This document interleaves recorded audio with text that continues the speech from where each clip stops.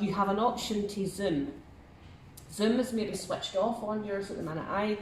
It's actually alright to always have it on, because it only zooms in whenever you do the screen touches to zoom in.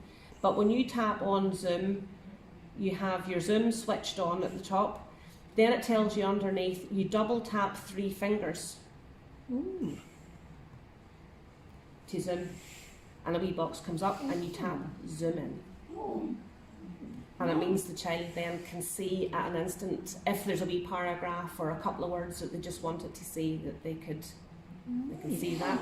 I think then you have to use 3 fingers to move the screen about. I've tried it with 1, doesn't work. I've tried it with 2, doesn't work. But for some reason it knows you've got 3. So you do the 3 to slide it about, and then you double tap and it brings it back down again. So as I say, it is okay to leave your zoom feature on at any time. Okay.